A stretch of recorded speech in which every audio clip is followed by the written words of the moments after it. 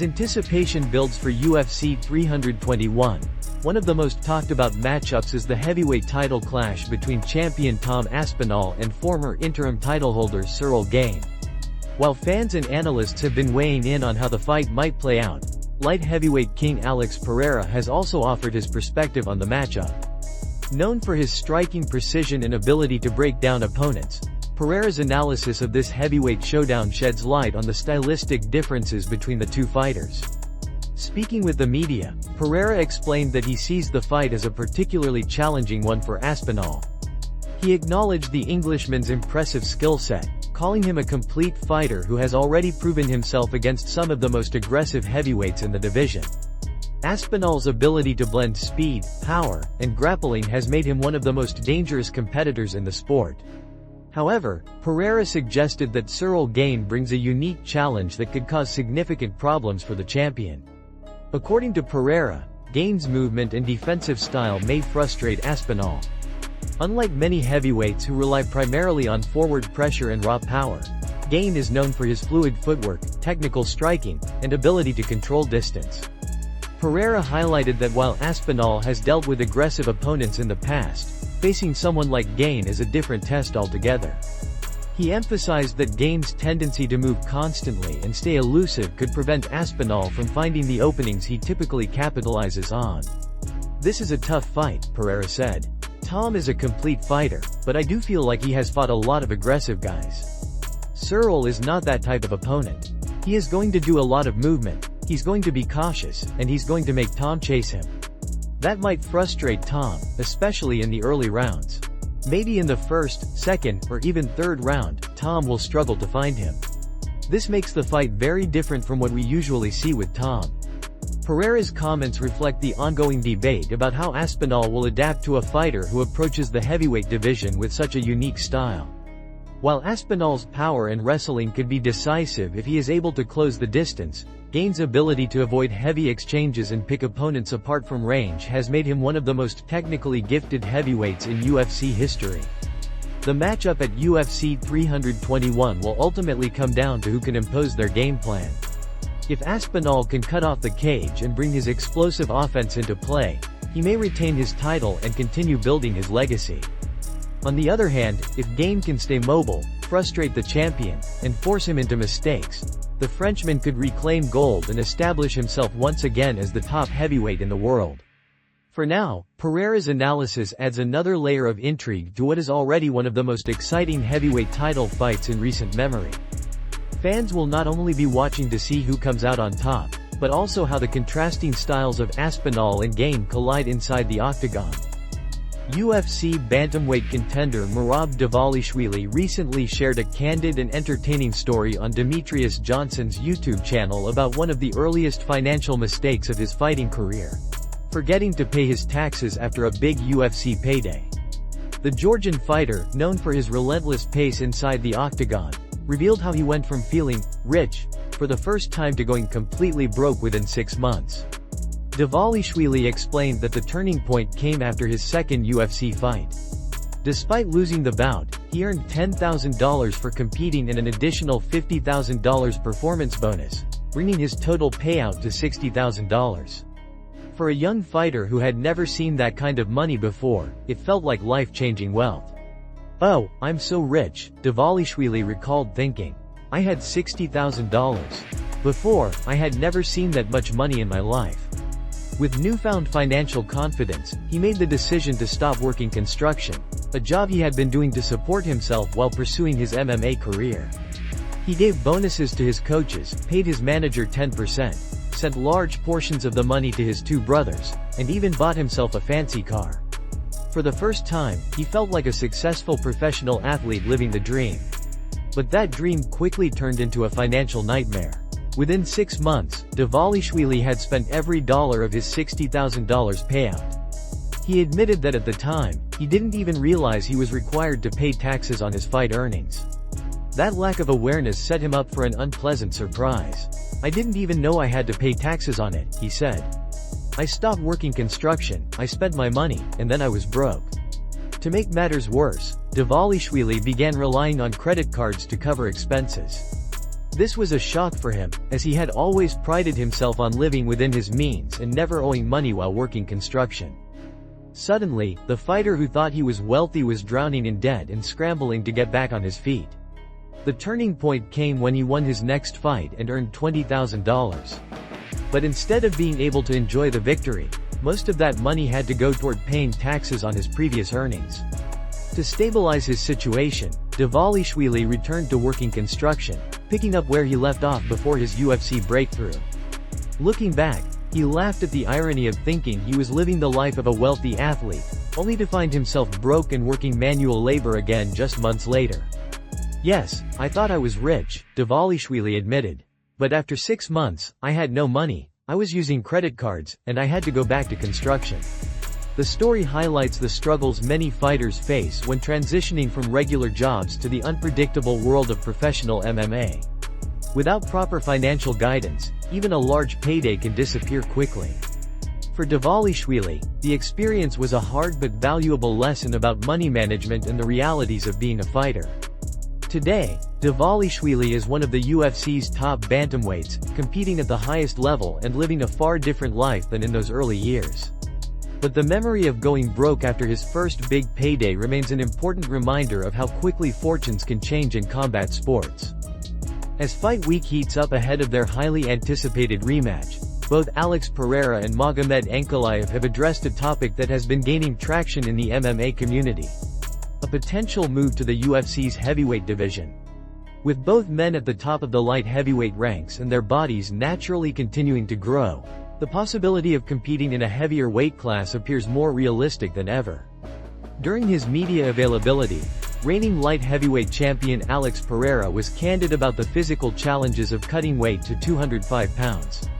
The Brazilian knockout artist admitted that while he remains focused on his upcoming title defense, the future could hold a move to heavyweight depending on how his body continues to respond to weight cuts. "I really don't know," Pereira admitted. "We'll have to see. Obviously, my body gets heavier over time, and I don't know how long I can continue to cut down to 205. For now, we're just going to have to take things fight by fight." Pereira's comments reflect the ongoing debate about his long-term career trajectory. Known for his incredible power and precision striking, Pereira has already made history by capturing titles in multiple weight classes across combat sports. With his large frame and natural size, many analysts believe a move to heavyweight is not only inevitable but could also provide him the opportunity to chase yet another UFC milestone. On the other side of the rematch, Magomed Ankalaev expressed far more certainty about his own future at heavyweight. The Russian contender, who has long been regarded as one of the most technically complete fighters in the division, made it clear that moving up is part of his career plan. "Yes, heavyweight is definitely in my future plans," Ankalaev said confidently. "The weight is going up easy. I get to 110 kilograms or 242 pounds, very quickly. Maybe after a couple more fights at light heavyweight, I will definitely move up." Ankalaev's remarks highlight a key difference between the two fighters' perspectives. While Pereira remains cautious and undecided, Ankalaev has already set his sights on making the jump in the near future. For him, the decision seems less about possibility and more about timing. A move to heavyweight for either fighter would inject even more excitement into an already stacked division. With names like Tom Aspinall, Cyril Gane, Sergey Pavlovich, and John Jones all competing at the top level, the addition of proven light heavyweight talents would create intriguing matchups across the board. Pereira's striking against a heavyweight powerhouse or Ankalaev's well-rounded style against a top contender would instantly become headline-worthy fights. For now, however, both men are locked in on their rematch. Pereira will look to defend his belt and further cement his legacy as one of the sport's most dangerous champions, while Ankalaev aims to claim UFC gold and establish himself as the true king of the division. Yet, their comments serve as a reminder that the future may soon bring even bigger challenges, both literally and figuratively, in the heavyweight division. Whether it happens in the next year or further down the road, the prospect of seeing Alex Pereira and Magomed Ankalaev test themselves among the giants of the UFC is a storyline that fans will be watching closely. Mateusz Gamrot is stepping into one of the biggest fights of his career on short notice, but the Polish contender insists he feels no pressure as he prepares to face former lightweight champion Charles Oliveira at UFC Rio. For Gamrot, this opportunity is less about stress and more about gratitude, as he relishes the chance to compete against one of the sport's greatest fighters. Speaking about the matchup, Gamrot admitted that the call to face Oliveira was a special moment in his career. "This was pure life and pure happiness for me," he said. "I got the huge name, a legend of MMA. Oliveira is, of course, one of the greatest in the division. But I am more than ready to fight with him. I am not afraid to scramble with him on the ground, exchange punches in the stand-up, or test myself in every area of the fight." The 33-year-old lightweight has long been regarded as one of the most well-rounded athletes in the division. His grappling heavy style, relentless pace, and toughness have made him a difficult opponent for anyone. Now, with Oliveira standing across from him, Gamrot views this as a chance to break into the top echelon of the lightweight division and potentially insert himself into title contention. Despite the short-notice nature of the fight, Gamrot made it clear that he carries no added stress into Rio. "I have no pressure, bro," he explained. "God gave me the conditioning, and I believe in my preparation. I'm going to Rio with one goal, to take his place." While Gamrot feels mentally and physically prepared for the challenge, the one uncertainty he acknowledged is the weight cut. Accepting the fight on short notice means less time to dial in his nutrition and cutting process, but he remains confident that it won't be a major issue. When asked about his weight, Gamrot said he is currently sitting around 20 to 25 pounds over the lightweight limit. "It's not bad," he noted. "We'll find out on Friday morning, but right now it feels manageable." Unlike some fighters who balloon in size between fights, Gamrot insists that he maintains a consistent weight throughout the year, which gives him confidence heading into fight week. "I was the same as always when I got the call," he explained. "I stay in good shape. I don't go up and down too much in weight. That's why I feel prepared. I'll start cutting Thursday or Friday, and I think it will be fine." For Gamrot, the fight represents more than just another step in his career. It's a chance to prove himself against a former champion and one of the most dangerous finishers in UFC history. Oliveira, with his record-breaking number of submissions and ability to thrive in chaos, poses a unique challenge. But Gamrot believes his skill set, conditioning, and fearless mindset will allow him to rise to the occasion. As UFC Rio approaches, Gamrot's attitude remains steady. He's not burdened by pressure, only fueled by opportunity. And with a win over Oliveira, he could position himself among the very best lightweights in the world. Islam Makhachev continues to show why he is regarded as one of the most dominant fighters in the world. During a recent training session, the reigning UFC lightweight champion submitted one of his close friends with a textbook head and arm choke, reminding fans and observers of his relentless grappling skill. But what makes this moment even more significant is the bigger picture. Makhachev is preparing to move up to welterweight to challenge Jack Della Maddalena for the 170-pound title at UFC 322.